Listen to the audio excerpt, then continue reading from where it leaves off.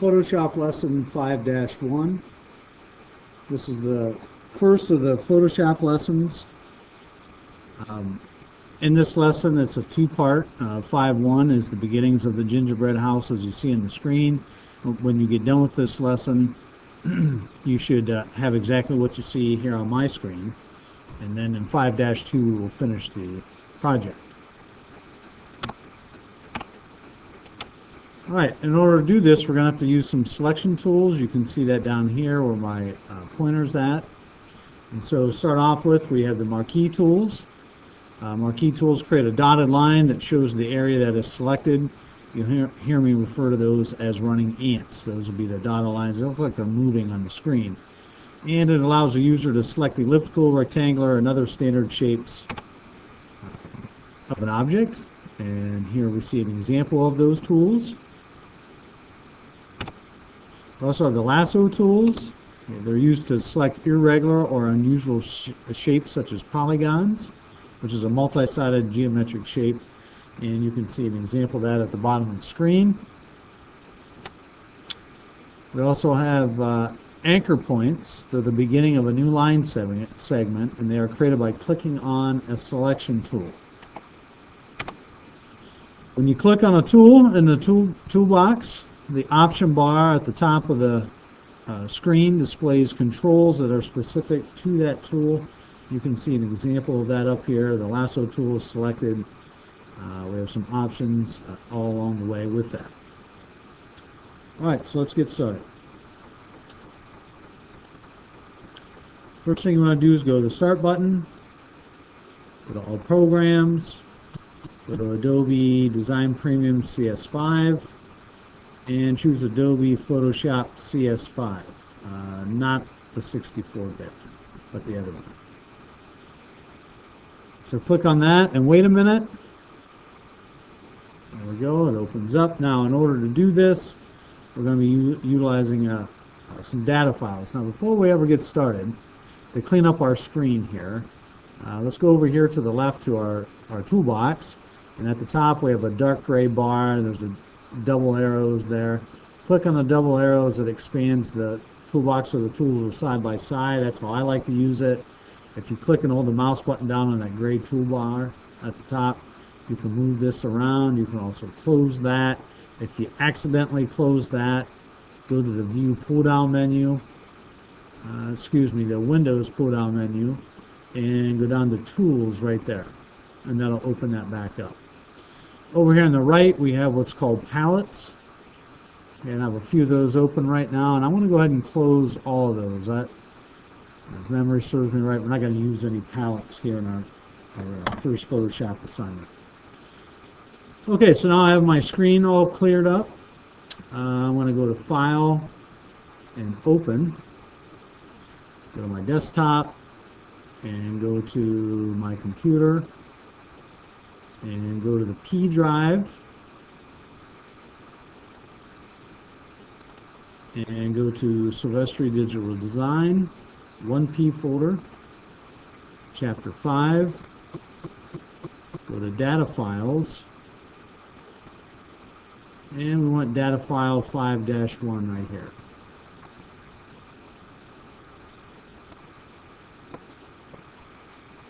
Open that up. And this is going to be all the artwork you need to complete both this assignment and 5-2. So give this a moment to open. There we go. All right, so as you saw in the PowerPoint, here's the background picture. And then over here on the left are all the pieces and parts that you need to create the gingerbread house. All right, in our toolbox, I'm going to move this, kind of arrange it so I can see it well. I want to go down here, about 3/4 away on the right-hand side. There's a zoom tool. It's a magnifying glass. And we're going to click on that. Now notice the control bar at the top changed. And so where my pointer's at, these are all the options that go along with that tool. So right now, I could zoom in because I have that highlighted. And if I put my pointer out in the work area, you can see the magnifying glass with a plus sign inside. If I need to zoom out, I can click on minus, Put my magnifying glass out, and you can see that there's a minus sign there. So I want to set my zoom at 50%. Now, how do I know it's at 50%? In the lower left-hand corner of your screen, there's a percentage for the zoom, and I'm at 66.67%.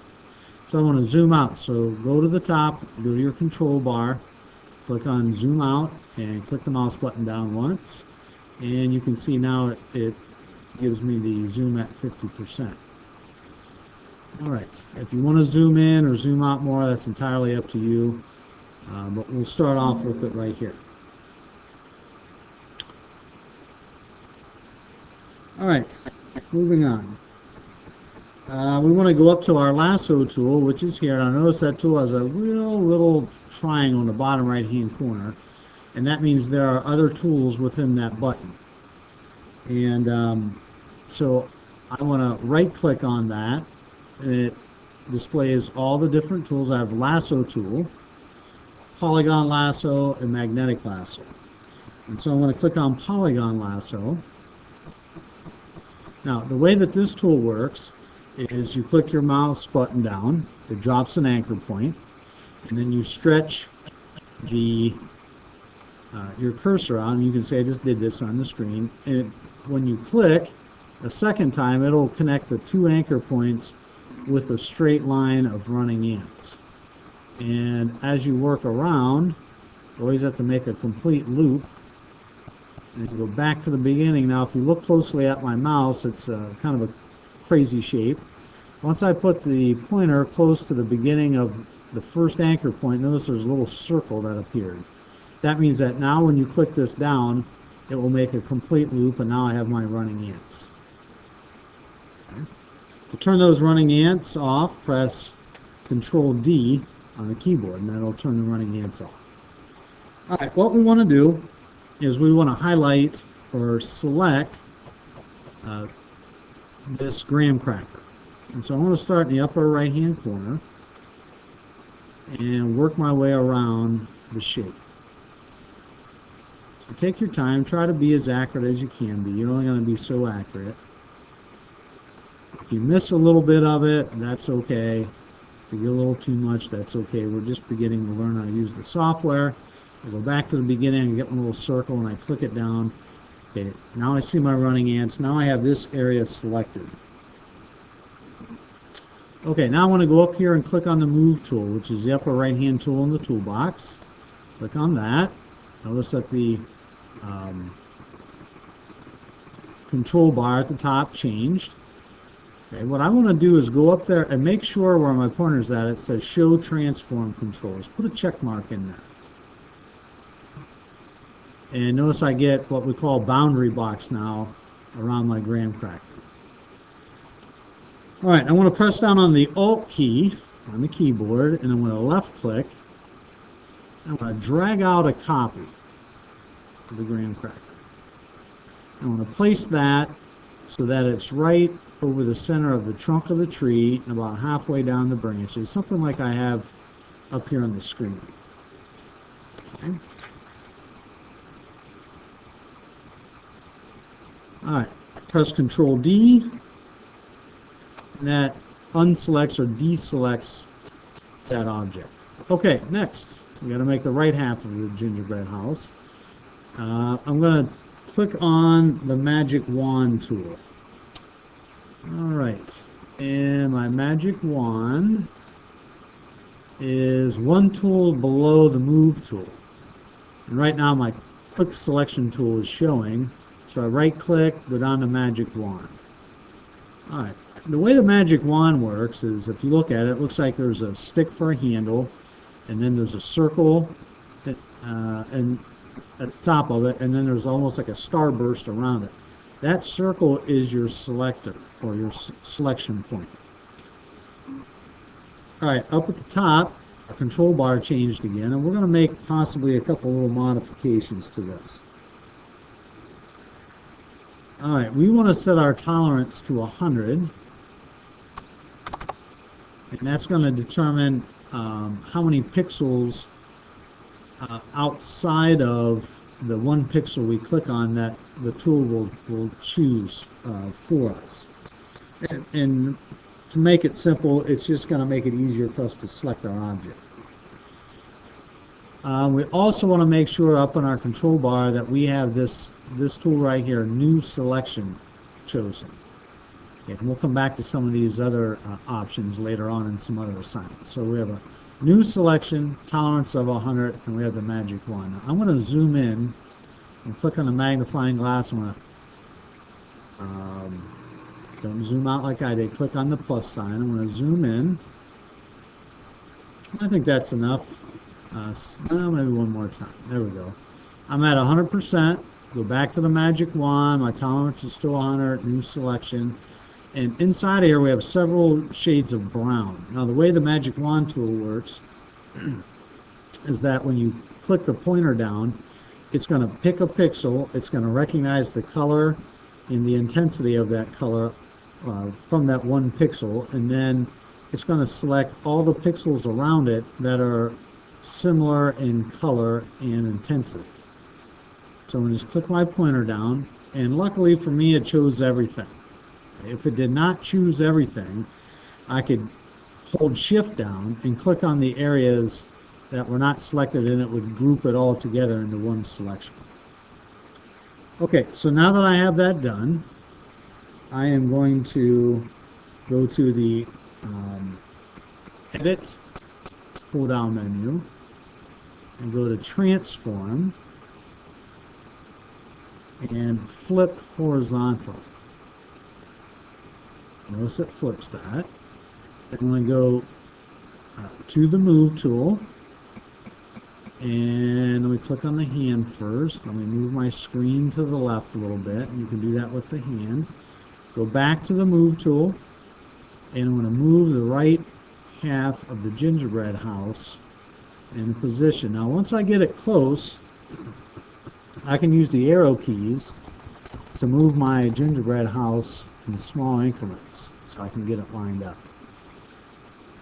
Okay, and if it doesn't come out perfect, that's okay. You may have selected it differently when you use the magic wand tool versus the polygon lasso tool. So once you think you have it in place, press Control D, and it turns off the running ants, or marching ants it's also known as.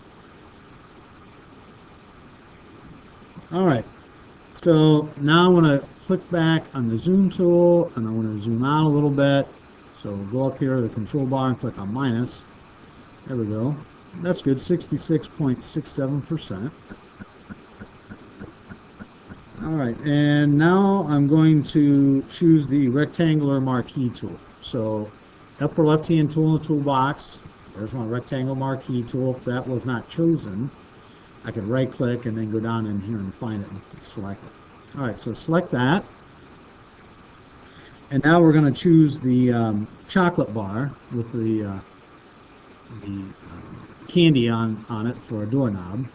And so to do this, I'm just going to put my pointer in the upper left-hand corner, left click and drag a rectangle so it goes out around the chocolate bar. And again, you're going to actually, because the chocolate bar is not perfectly rectangular shaped, you're going to be choosing a little background along with it. Alright, so I do that, and then I'm going to click on the Move tool, and I'm going to move that so that it's over top of the gingerbread house like this. Then I'm going to use the arrow key and move it left, right, top, and bottom a little. And what I want to do next is I want to resize it a little bit.